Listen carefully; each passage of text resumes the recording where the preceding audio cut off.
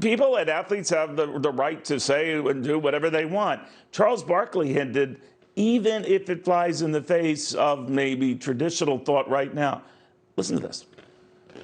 I'm glad these guys are all unified, but if people don't kneel, they're not a bad person. I want to make that perfectly clear. I'm glad they had unity, but if we have a guy who doesn't want to kneel because the anthem means something to him, he should not be vilified.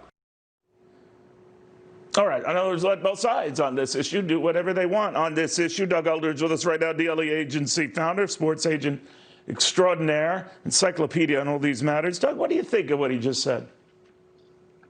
I think he was right. And I think the lead-in from Shaquille O'Neal was also right. Shaq said, look, athletes have an opportunity. They have a platform and a pedestal. It's incumbent upon them to use that platform for good, however you define good. And Charles Barkley responded equally accurate, saying, hey, true, they should use it. But also, if they decide not to kneel, that does not make them a de facto bad person. And in any other times, Neil, we wouldn't even be discussing that because it seems so logical and straightforward. But in so many ways, it's the sign of the times. Just a month ago, we were talking about Drew Brees, who had to do a national apology tour for saying, hey, listen, I appreciate social justice. I certainly stand by my teammates, the people in New Orleans, but I just don't agree with kneeling for the flag. And he was excoriated. So in so many ways, that really is emblematic of the sign of the times and the social media echo chamber in the age of outrage.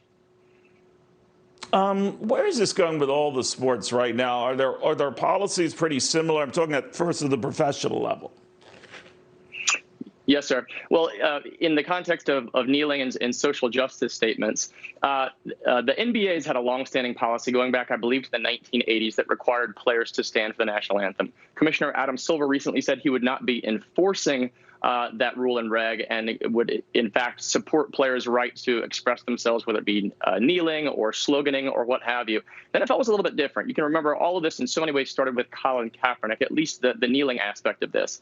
Now, at the time, it's important to note, and this is often gets glossed over, there was no regulation in place regarding conduct during the national anthem. So many people might not have thought Kaepernick was right to kneel, but in the most technical sense, he wasn't wrong. They subsequently tried to adjust the regulations to create a code of conduct during the anthem. But in terms of where they're going moving forward, we can anticipate broad kneeling, whether you agree or disagree, in this upcoming NFL season. I think the league and the Players Association are still working out how best to address that, but there will be on-field messaging, just like you saw last night with the return of the NBA with the hashtag Black Lives Matter at center court there in the bubble in Orlando. Real quickly, my friend, I did want to get your thoughts on whether we're going to have a baseball season now completed with these St. Louis staff members who, tested positive for the virus on top of the players on the Marlins. Could this whole thing just end? You know what, sir? That's an absolute possibility. In terms of whether it should have started, that can be up to debate.